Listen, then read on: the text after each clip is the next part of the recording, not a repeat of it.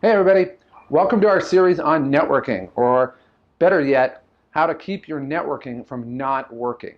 Now this is our second lesson or second video in the series, so if you haven't seen the first one, take a look at the first video. There's kind of a lot that we cover in there that we're going to be covering in this video and in subsequent videos. But in the lesson today, we're going to talk about the elevator speech and really why it might be the worst possible thing, or at the very least, it's the most ineffective thing that you can do. It's a giant waste of time, and it was probably good in a very small niche of circumstances, but yet you go to networking groups or you go out and you're always told that you're prepared to have an elevator speech. The guy that I listened to the other day said you want your 30-second, your 60-second, your 1 minute, and your 3-minute elevator speech. And I got to tell you right now, I do not want to hear a 3-minute elevator speech. You won't even make it through the 3-minute elevator speech. You probably won't even make it through the 1-minute elevator speech. But realistically, it's something that people feel like they have to do. I know I did, but it turns out to be one of the least effective things you could possibly do. So what we're going to do is we're going to kind of unravel that myth today, and I'm actually going to show you some things you can do that are a lot more common sense. They're more comfortable, they're going to make you feel more like yourself, and actually they're going to give you a ton of confidence because you're going to stand out and have tremendous value compared to everybody else there. So let's get started. Now, when you're at a networking event, some networking events you go to and they're kind of casual. They might have an open bar, some food, and tables, and people mix and mingle. But there's a lot of other networking groups that are very structured, so that you're at a lunch or you're at a breakfast, and they kind of go around the room, and everybody has their turn, to kind of promote their business. And I've seen a lot of them where, realistically, most of it is their elevator speech. You'll say, okay, give me a 30-second elevator speech. But there's some big problems with it that we never really think about. But if you step back, it begins to be pretty obvious, although it's very counterintuitive. And for me, I know I never really noticed it before, but there's a few things that, once you see them, you're just never going to want to do it again. The first of which is no one's listening to you at all. I mean, maybe if you're the last person to go, maybe they might listen to you, but you're not somebody that people are listening to. People basically are waiting to talk. We always know that. Whenever there's a conversation, people are going back and forth. 90% of the time, people are not listening to you. They're just waiting for you to stop speaking so that they can actually talk. But in a networking group, when you're giving your elevator speech, it's even worse. Because these people, it's not even just that they're eager to talk. It's the exact opposite. They're rehearsing in their head everything that they're going to say, and they're trying to memorize it. They're trying to talk themselves up morale-wise and motivation-wise. And really, they don't even notice you. They don't know what you said, they don't know your name, and it really does nothing. So all this work and all this stress and anxiety that you're basically getting involved in is for naught. So that being said, it's going to offer a tremendous opportunity when I show you some of the things that you can do to actually get people's attention and make them listen, and really make them want to talk to you more than anything. But the second area, the reason that people, why the elevator speeches don't work, and this really shouldn't be a surprise to anybody, is that people are skeptical. They're always skeptical. It's the reason why every sales trainer in the world tells you you need to overcome objections, establish rapport, call people 1,000,000 times, and go all through these machinations to get somebody to finally buy. It's because they're skeptical. They don't believe you. They've seen 1,000,000 other untrustworthy, versions of you out there, and they're just not going to be suckered into it. And to be perfectly honest, they're absolutely right. They're justified in not being, in having that skepticism. So, you listen to somebody and they say that they have great service, they've been in the business 20 years, they have the lowest price, they take care of them, they're like family. Gosh, I've heard that so many times, more than I can count. And you just heard it so many times that it's like, yeah, whatever. I've heard that before. You're no different than any other person out there. Some of the reasons people believe that, obviously, is they actually believe it, and then they actually buy it from the person, and then they find out that it was a bunch of hogwash, right? It was totally a sell job on their part, and they weren't really treated the way that the advertisement went. But on the other side, even if you didn't buy it, when you hear 25 people say the same thing, eventually it just gets old in your head and you generally don't believe it. Now, the third factor in why traditional elevator speeches don't work, and this is kind of my pet peeve of all of them, is their formulaic content. So usually you're going to say your name, your business, give a description of it, who's your target market or ideal client, and what people can do to buy from you. But it's routine. You hear it over and over. If there's a group of 20 people, you hear the same thing 20 times in a row. And the thing is, there's actually a part of your brain that's in your thalamus. It's called the pulvinar cortex. And its main job is basically like a railroad divider. Its job is to take routine stimuli and send it down one path and not really pay a whole lot of attention to it, but to direct new stimuli, things that you've never experienced before that are new, and to direct it down a different neural path and to focus all of your energy on that. That's why whenever you see a new car that's out that you've never seen before, it catches your attention. When you go and have ice cream and there's a flavor that you've never tasted before, it really gets your attention. But if you're one of these people that just continually goes and gets chocolate all the time, yeah, you might like the chocolate, but it's not going to jump out at you. And like I said, there's literally a physical part of your brain that's designed to work against you when you're doing these mainstream elevator speech concepts.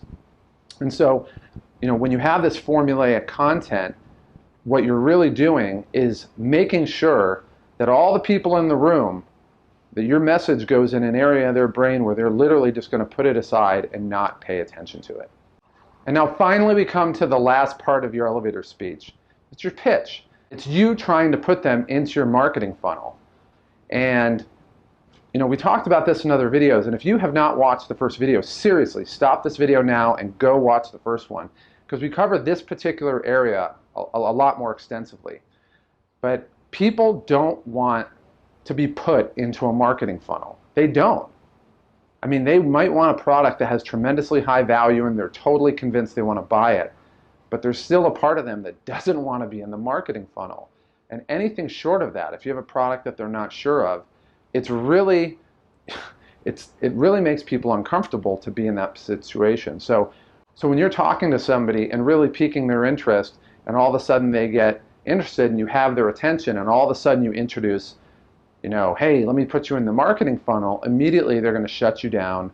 And this great thing that they thought they were going to learn, the bubble burst, and they're done. And now they're jaded towards you. Now they're not even going to listen to you anymore. But yet this is something that you hear all the time.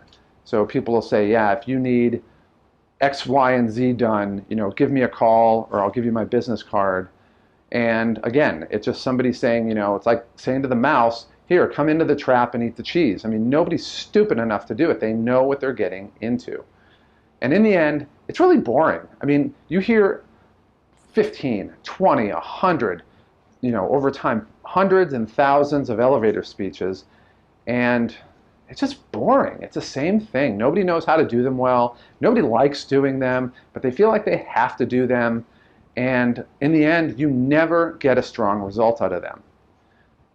Well, most people don't.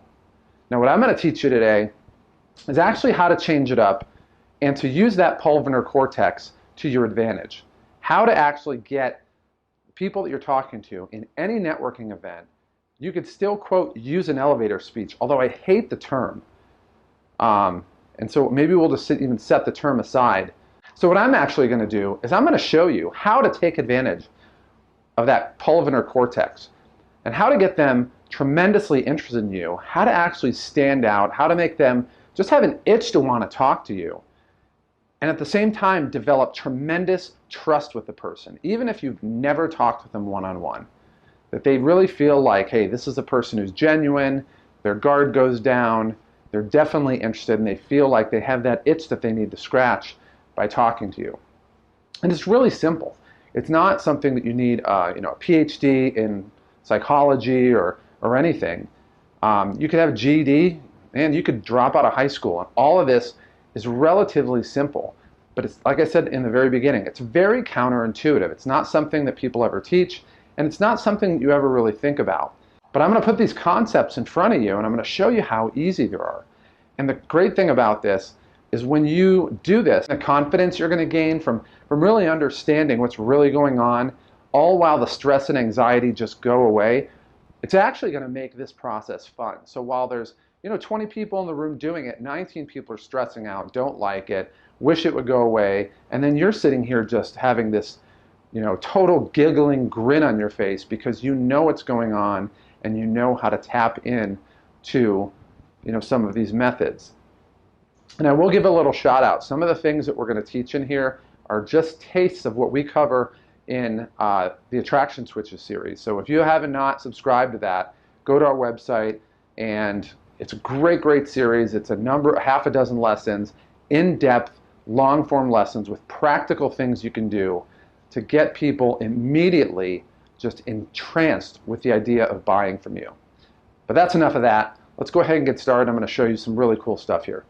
So I've mentioned it a couple times so far in this video. There's a part of your brain called a thalamus, and it's like the control center of your brain. But within that, there's an area of your brain called the pulvinar cortex. And its whole job is it's basically like a traffic cop. The stimuli that it gets, it's seen, it doesn't need to really process. It diverts it off to an area where it's really not going to pay a whole lot of attention to it.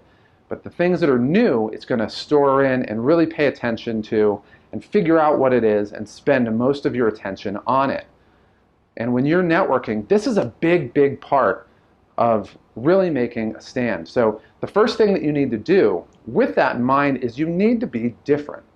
If everybody in there is the same, they just can't wait for this whole elevator speech process to end. But when you can stand out and be totally different than everybody else, people are going to notice it. They're going to pay attention. Eye contact's going to be there. If they're serving food, the people will stop eating, and you'll have a room of people just completely locked in on you. And at that point, it's not over. Now that you've got their attention, you need to continue to spike that interest. And I'm going to show you how. Now, we talked about the fact that typically when most people learn about elevator speeches, there is a specific structure to them. It's like the Navy SEALs. Get in, get out, get in, get out, get in, get out. But anybody who's in business, whether they're a buyer or a seller, and I've been on both sides of that desk, understand what each party's doing. If you're doing a traditional elevator speech, every person in the world who has a purchasing function understands what you're doing. So obviously being different is really crucial. But number two is you need to completely stay away from the structure. So if everybody else is doing the, hi, my name's Matt, I'm with the Negotiators Playbook, and this is what my business is, and this is who my ideal client is, and blah, blah, blah. This is where you have to stand out and completely not do that. And actually, and a lot, to make it even more powerful, you could actually just say, look, I'm actually going to, I know you guys normally do a structure, but I'm going to actually break that structure today because I want to tell you something really amazing. And at this point, again, you're completely hitting that pulvinar cortex. People are thinking, wow, this guy's like breaking all the rules. He's not doing it. And by saying, hey, I have something awesome to share with you, their ears are completely tuned to you, and they're really eager to hear what you have to say. I mean, obviously, you're kind of the renegade in a sense, and they're going to want to hear what this renegade has to say. Towards the beginning of this video lesson, we talked about the reasons why traditional elevator speeches don't work. And there's just a litany of them. You can go back and rewind it if you don't remember what they are. But the idea is you want to actually proactively bring it up to the group and talk about it and just say, the reason that I'm not doing it is, look, most of you guys, when you're doing before you get to your elevator speech, none of us are listening. We're probably checking our phones. We're thinking about 18 other things outside of this meeting. And realistically, you're probably skeptical anyway, because people are always going to tell you that they are, the best in what they do and their product is greater than any other person. But we know that that's very rarely ever the case. And when you really address these negatives, the things that we talked about head on, you're going to get a lot of people that are agreeing with you, and they'll never come out and say it and be the first person to mention it. But now that you mention it, they're going to be nodding their head, either physically or inside their head, but they're going to be like, yeah, absolutely. And at this point, this is a big trust builder and a big DHV, a display of higher value, because now you've actually come out and stated what they already knew. It shows you have tremendous confidence, and you end up being, in a sense, in a leadership position. And for people, that is a massive attraction switch, being what they call a leader of men, because they know that you're not sitting here waiting for other people to lead. You are not afraid to state an opinion, but it's an opinion that they get, they understand. They just didn't think anybody thought it or had the courage to even say it. So at that point, they're going to basically give you the lead, and you have an opportunity to really start to direct them when you do get to talk to them one-on-one. Now, as you do this, there's a big tripwire waiting for you. Most people think that, the elevator speech is a chance for you to market your business, which is what they teach. That's true. It is what they teach. And there's going to be a temptation to want to talk about you and your business. And I'm telling you right now, this is where the effectiveness of your presentation is either going to take off through the roof, or it is going to do a massive nosedive. And the one crucial variable that will determine which way it goes is whether or not you talk about you and your business. Most people are going to talk about their business and what they do. I'm telling you right now, don't do it, because everybody there is going to assume that that's a passive sales presentation. So you're probably asking, okay, well, if I'm doing this and I'm breaking all the rules and I'm not really talking about my business, well, what am I doing up there? Well, this is where you're really going to take that point where you become different, and you're going to ramp it up to an absolutely whole nother level. So what you want to do is you want to educate that group on something that they had no idea about that's going to screw them. And yeah, I said screw them. I probably could have said other words, but that's just a fact. And I hear people all the time, if they're financial planners, and they'll talk about, the market and why it's safe to invest with them. But realistically, and I met a guy literally yesterday who was talking about this, and I couldn't believe it. I'm talking to a financial advisor who's literally in agreement with me on the fact that if you were to invest like most of the people want you to invest, you're going to retire poor and broke and live with your kids and grandkids, and it's going to be an abysmal failure. If you get up there and you're a financial planner and you just talk about the same things about, the market's up and down and don't worry, you know what? Nobody's going to believe you. But if you get up there and talk about, listen, the 401k is the number one thing that will screw you and leave you homeless by the time you're 75, and I could tell you more, then all of a sudden at that point, they have a problem on their hands because they're aiming for retirement or what have you. And here is an expert in the field, somebody who's already demonstrated value. They're a leader of men, and people are paying attention to them vividly. And you've basically clued them in on something that is going to threaten their lifestyle and their family and just so many of the plans they had. The same type of thing. If it's life insurance, this is, the two things that every life insurance agent will never tell you that's going to screw you is this. But whatever it is in your industry, you're basically like Penn and Teller. You're showing them what the magicians don't want you to see. And it's like, my brother's a pilot, and I was flying with him one time. He wasn't flying, he was in one of the deadhead seats, but the plane had a problem, so they deboarded everybody on the plane, but they let me stay on, and we were talking to the service crew and the pilots, and so I was just saying, hey, is there any kind of myths or whatever that you guys never tell anybody? And they said, yeah.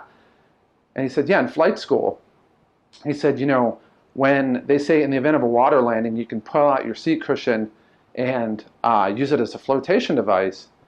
He said, no, that's absolutely a lie. He said, in flight school, we were always taught that in the event of a water landing, you need to swim away from all the passengers because those things are going to fill up with water and they're going to sink to the ground. And the passengers are going to want to basically, grab hold of you as a flotation device. And it's funny because I've asked several pilots outside of my brother, completely people that don't know each other, and every single one of them absolutely wholeheartedly agreed with them. And so one of the things that you can do, and it was for me, first of all, for me that whole idea was crazy. I'm like, okay, well, I'm sure there's probably a lot more of that I don't want to know. But having, saying something like that in a meeting where you can say, this is something that they're not going to tell you, it's going to screw you. I mean, you're creating a problem for them of epic proportions. In a sense, you're creating a catastrophe for them. At that point in time, and you invite them, and I can show you how to solve that, it's easy, because then what's going to happen is these people are going to come by and they're going to ask you about it. You're not going to have to go talk to them. You're not going to have to pursue them. You're not going to have to sell them, but you're going to educate them. You're going to fix this problem, and all of a sudden now you have even more value, because now you're not only trusted, you're not only different, you're not only an expert, you're not only a leader of men, but you have tangibly solved a problem for them and taken away a worry. And at this point in time, the ability for any competition to even hold a candle to you is nothing. And this is one of the methods that you can use to take yourself from being a commodity in your industry, from being one of thousands or 10,000s of people in your industry, and being the singular person that people want to go to, that they literally will not lower themselves to go to any of your competition. And it's a tremendous thing. And at that point, a passive income stream is either in your lap or it's just about to be there. And your lifestyle completely changes. And finally, the one thing that you want to do, and this is going to pair off with what we talked about in the first episode, was you get them to this point and you help them with that answer. Well, there's only one thing to do, is to get out of there, to bounce. And that's really important. In the first episode, we called it the art of the walkaway.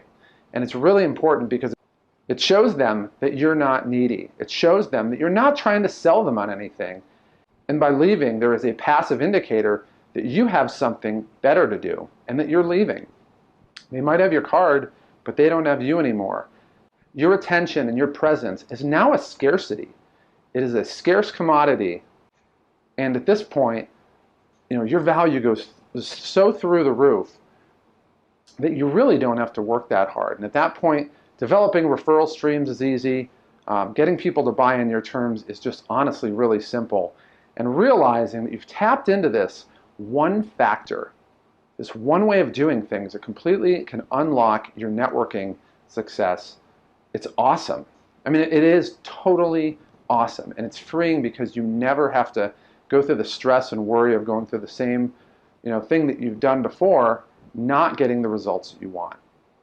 And now, if you do this right, the better you ramp it up and the more you practice and the more you execute this and master it, you can then start to really, kind of limit who your customers are. Fire some customers if you need to, but definitely decide to charge more, to make more money for the same work or less work, which is why we're all here. It's such a powerful thing. So in the end, you have a choice. You can go and do what everybody else is doing and get the same results everybody else is doing, which is struggling, right? Or you can step out, do something different, get their attention, activate that pulvinar cortex, and completely get results you've never seen before.